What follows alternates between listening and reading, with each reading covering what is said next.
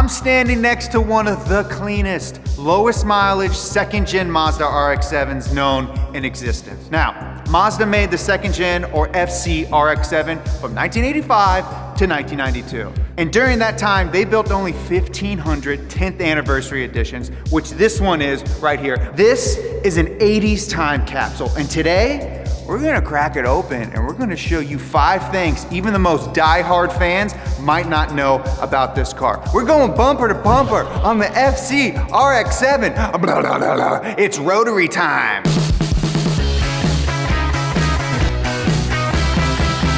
Thanks to Ring for sponsoring this episode of Bumper to Bumper. If you want to feel safer at home and know what's going on when you're not there, well, Ring's wireless security system is for you. Now, I've replaced my own old boring ding-dong doorbell with a Ring video doorbell system. I can be anywhere in the world and see what's going on at my front door and even hear or speak to whoever's there using only my phone. It's good for adding some security to my place, and my mailman and I have kindled up the beginnings of a fresh new friendship. He doesn't get frightened when I yell, "Thanks, baby," anymore, so I'd say we're freaking bros now. And because you're part of the Donut fam, you have a special offer on a Ring welcome kit that includes a video doorbell and a Chime Pro. Go to ring.com/wheelhouse, that's ring.com/wheelhouse. Thanks for supporting the companies that support Donut. So before we get into this, we gotta appreciate what we have before us. This car, this 1988 10th anniversary RX-7 has only 1,803 miles. Now, if you do the math, that's 56 miles a year. Now today, we're gonna use this example to dish out some of the interesting details on one of the most beloved cars to ever leave Japan, starting with the looks. Now, if you take a look at it, you might think, this looks kind of similar to maybe a Porsche 924 or 944. And if it looks similar, well, you'd be right, because it's almost modeled exactly like it. See, Mazda knew how popular the 944 was in the American market. And America is where the majority of all the first gen RX-7s were sold. So they had this idea. They were like, hey, why don't we use the 944 to help style the car and become a rival of that German brand? Now, there's a big misconception out there that the designer of the 924 also designed this car, Harm Legay. He didn't do it. That's not true. That's false. This car was just copied by Mazda engineers. So I hope that answers your questions, because you guys asked us on the community page. Which, speaking of, start using that community page on YouTube. We're gonna be asking a lot more questions, and we wanna give you some answers when we shoot bumper to bumper.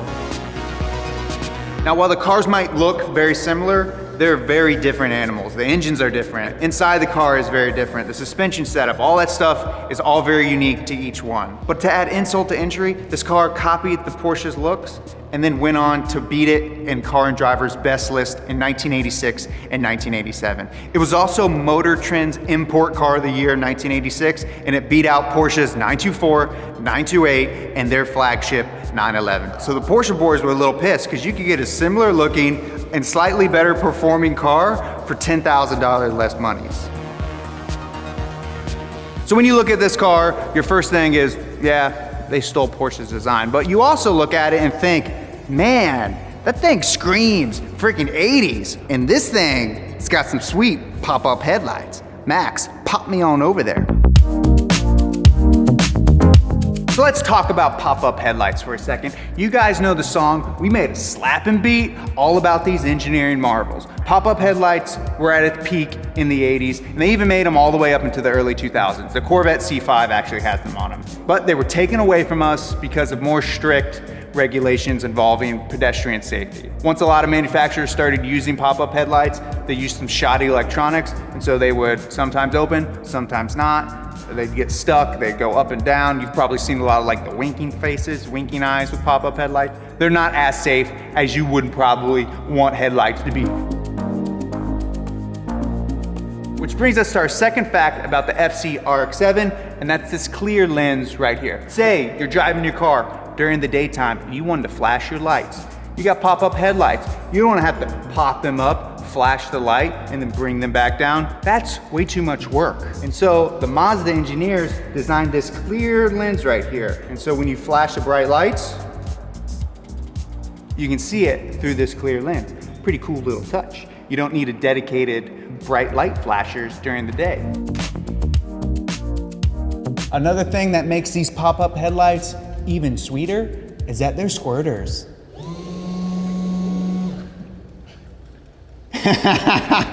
So apparently, if you want to clean your lights, you can squirt some juice on them, and that's the way to clean them. They don't wipe, they don't do anything, they just squirt juice, and it really squirts you. And just to clarify, by juice, I mean windshield washer fluid. So how about we go to the inside and see what other tasty little treats are in this cool 80s mobile.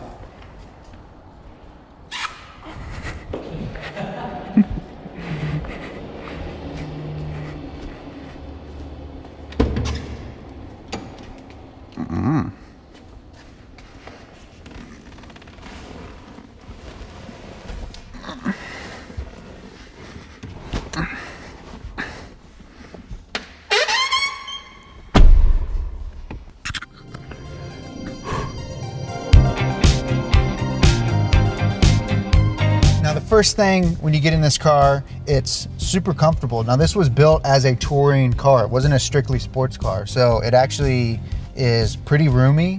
This leather is freaking nice, man. It's so soft, it's super soft. And everything in here is all original. The head unit, which has all these kind of like Space Mountain-y, looks digital, but it's all analog. In terms of being the most tricked out cassette player you could ever have in a factory car, this car has it. First of all, you can select your tape type. So back in the day, depending on the type of tape you recorded to, you could optimize your settings for that. You could also optimize your EQ. This has 1, 2, 3, 4, 5, 6, 7, 8, 9 different EQ adjustment tabs.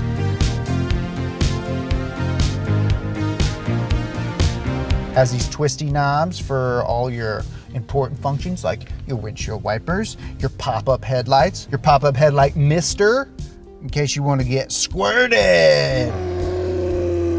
Now, aside from all the features in this car that are standard in RX7, this is the 10th anniversary and it got a couple different upgrades. It got a Momo steering wheel, a Momo shifter, and it's got 10th anniversary embossed right on the front, which is really, really cool. Which brings me to my third fact about this car, and that is that they made 3 special edition RX7s from the factory. The Infini, which was a JDM only model. They made the GTUs, which was the Turbo 2 platform, which didn't have a turbo in it, which was kind of weird. And then they made the all white 10th anniversary editions. Now, companies all the time go hog wild with special editions, and this is one of those editions that they built just to sell more cars. There's nothing particularly different about this car, except for a couple different added things. It has bronze tint on it. Like I said, it has different steering wheels, but from a performance standpoint, it's the exact same car as the Turbo 2. It's more of an aesthetics package, but you know, gotta sell cars somehow. Okay, so I'm gonna take a good old friggin' whiff. This smells like a brand new car would. You can smell the leather. It's new leather. That's the overbearing scent when you get in this car, is just new car smell, new leather smell. It has kind of like, it doesn't smell old and musty. It literally smells like a brand new car. And again, this car is 32 years old. Go into your dad's closet, sniff his leather jacket. That's what this smells like. So you guys want to hear what a 1800 mile 13 BT sounds like? Oh.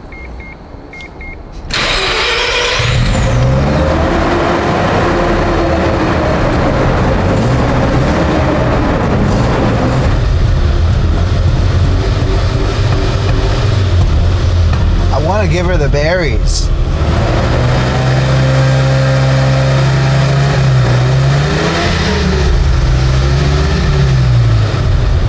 It's really smooth.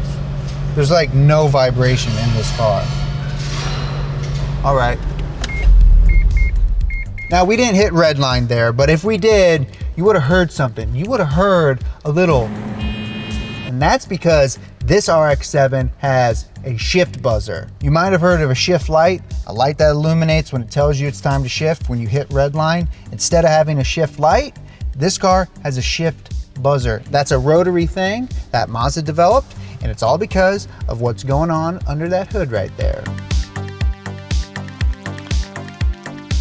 Now, the whole reason that this car has a shift buzzer is because of this little puppy right here, the 13B Turbo 2 rotary engine. So rotary engines are known to be high revving. They're not like a reciprocating engine where you got a lot of moving parts going up and down. Everything is rotational. So a couple of benefits to that. One, there's no vibration. This car, when I started it before, you can barely feel anything moving at all. There are some people who think that there are reliability issues with these motors. Because it's rotary, it can over rev and it can go too high in the rev range and blow up. So they have a reputation for being somewhat unreliable, but that's really not all that fair. If you keep oil in this motor and you don't over rev it, these things are very, very reliable. And that's not to say that you should baby it. No, don't do that. Don't baby a rotary. You gotta get it up in the high RPMs every now and then, or else it'll just build up carbon deposits, and you don't want that. So if you do have a rotary, give her the beans every now and then and get her up there to 7,000 grand.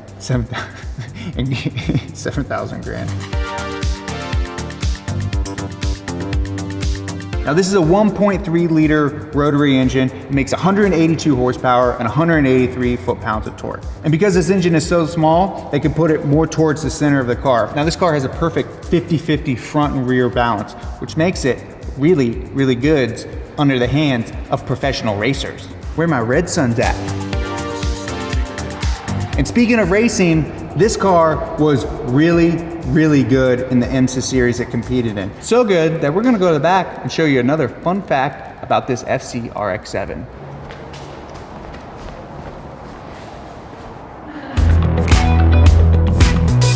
Now this car came ordered with factory louvers. Some people don't like them, some people do, but we're gonna pop them open because what I really wanna show you is what's underneath these louvers. These things, they feel like I could rip them off.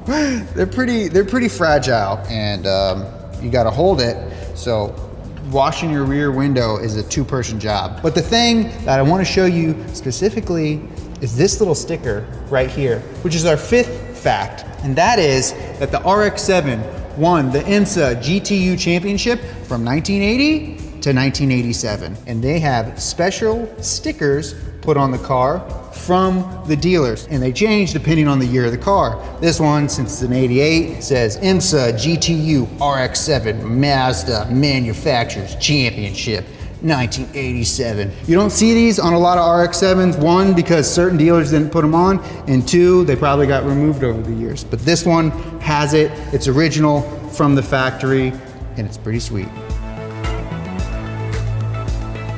If you want to know how a 1,800 mile mint condition FC RX7 came about, the story is actually really super interesting. So the person who found this low mileage car was Cody Walker. His wife's grandfather went into a dealership to buy a truck and walked out with a truck and this car. It sat for 20 years under cover until Cody discovered it, and then he sold it to my man Sean Lee, who brought it all the way down from Oregon to the streets of Southern California. Sean has only put about 600 miles on this car over the last 5 or 6 years. So he's saving this car by driving it around a little bit each year. So I was at JCCS and somebody made me an offer I couldn't refuse, so I sold the RX7. Yeah, I couldn't resist. Proud owner of the lowest mile FC in the world. James did not buy this car from Sean Lee. It's part of Sean Lee's collection of cars. It's not James. James likes it, I like it, but Sean won't sell it. So we're busting myths. Bye for now.